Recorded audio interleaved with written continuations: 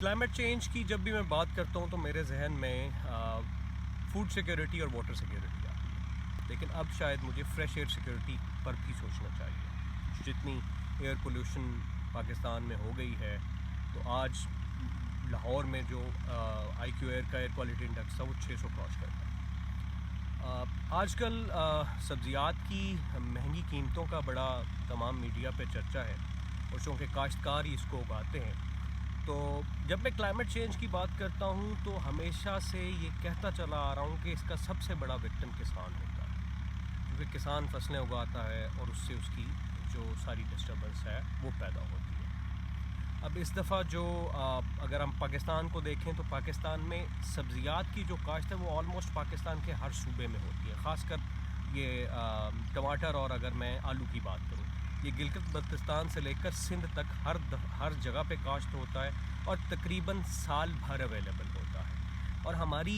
Production جو ہے وہ بھی اتنی ہوتی ہے کہ ہم نہ صرف ملک میں اس کو استعمال کر سکتے ہیں بلکہ ایکسپورٹ بھی کرتے ہیں، لیکن کیا وجہ ہے کہ ہر دفعہ ہمیں جو ہے وہ شارٹیج کا سامنا بھی ہو جاتا ہے اتنی کاشت کے باوجود، اور ہمیں مہنگی قیمتیں بھی پے کرنا پڑتی ہیں عوام کو۔ اب اگر میں ٹماٹر کی بات کروں اور سندھ کی بات کروں تو سندھ میں جون جولائی میں گرمی بہت زیادہ ہونے کی وجہ سے جو ٹماٹر کی کاشت تھی وہ لیٹ ہوگی، جو ایون کہ جو پنیری 100 ہو چکی تھی وہ بھی جل گئی، ختم ہو گئی۔ اس کے فوراً بعد بارشیں آ گئیں جس سے جو فصل لگی ہوئی تھی وہ بھی ختم ہو گئی۔ اب جو فصل اس کے بعد چل رہی تھی وہ ابھی مجھے جن کاشتکاروں سے میری بات ہوئی ہے ان کے مطابق سندھ میں اس دفعہ سردی جلدی آ گئی ہے۔ ابھی سندھ میں ٹمپریچر جو ہے وہ 30 ڈگری کے لگ بھگ ہے، جبکہ اس فصل کے لیے ٹمپریچر جو ہے وہ بہتر پروڈکشن کے لیے اور سسٹینیبلٹی کے لیے 35 ڈگری سینٹی گریڈ ہونا چاہیے، جس سے 30 ڈگری ہونے کی وجہ سے، ٹمپریچر کم ہونے کی وجہ سے پودے کی جو بڑھوتری تھی وہ رک گئی اور اس سے اس کا نقصان ہو گیا۔ ابھی جو ہماری پرائسز زیادہ ہیں وہ اس وجہ سے زیادہ ہیں کیونکہ ہمارا مشرقی بارڈر بند ہے۔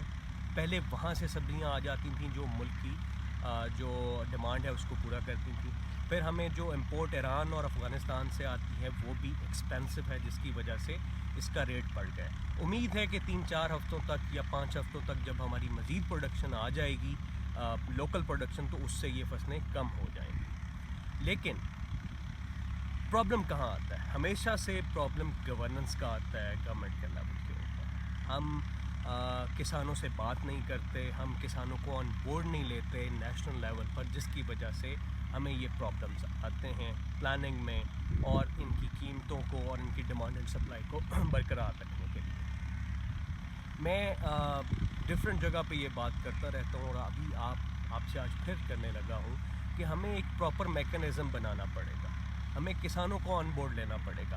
پچھلے چند سالوں میں قیمتیں کم ہونے کی وجہ سے کسان بھی ڈسہارٹ ہو گیا کیونکہ اس کو فائنینشیل سیکیورٹی نہیں ملتی۔ ابھی جو کرنٹ سچویشن چل رہی ہے، میں آپ کو پاکپٹن کی مثال دیتا ہوں کہ ڈی سی پاکپٹن جو ہے وہ ارلی ان دا مارننگ سبز منڈی کا وزٹ کرتے ہیں۔ انہوں نے 2 دن پہلے ایک بڑا زبردست کام کیا۔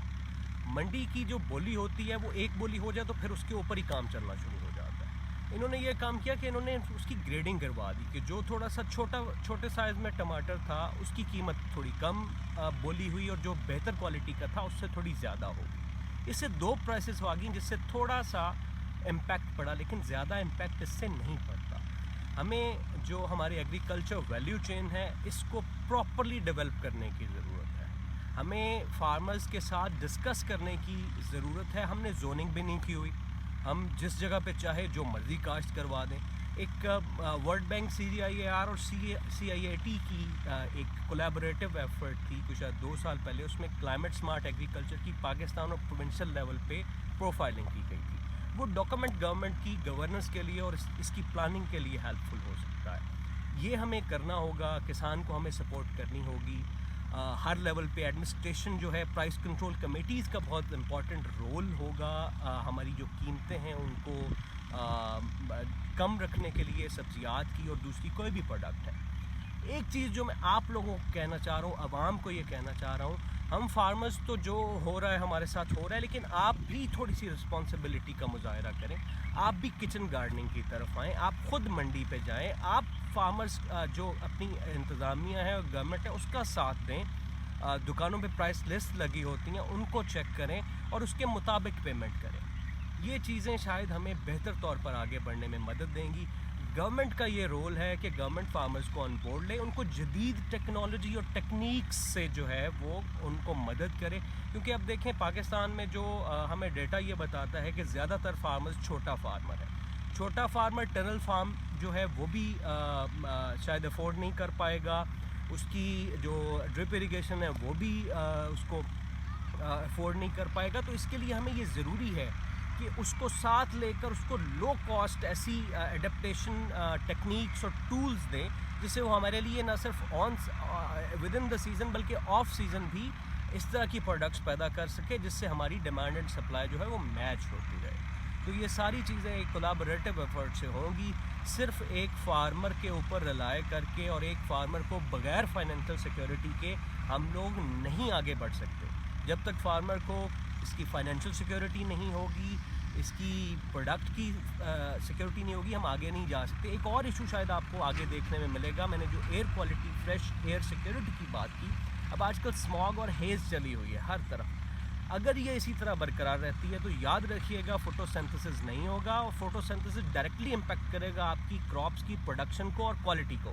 آپ کی پوٹیٹو ڈسٹرب ہو جائے گی, اس کا سائز نہیں بڑھے گا, آپ کی ویٹ ڈسٹرب ہوگی, جتنی بھی ابھی آپ کی اس سیزن میں سبزیاں یا فصلیں لگی ہیں وہ ساری ڈسٹرب ہوں گی, اور ان کا ایک فیوچر پلاننگ ہمیں کرنی پڑے گی بہتر طور پر اس معاملے کو گورن کرنے کے لیے, مینیج کرنے.